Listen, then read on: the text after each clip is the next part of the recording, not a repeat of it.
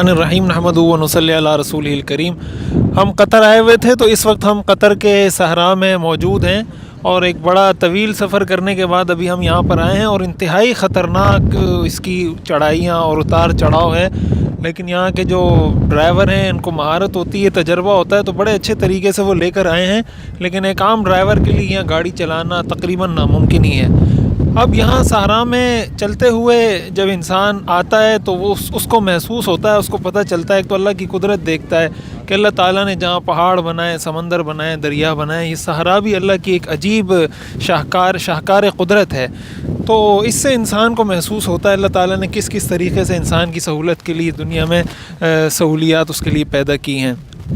اور ایک بات دوسری جو ہمیں سوچنی چاہیے اور سوچنے کو ملتی ہے وہ یہ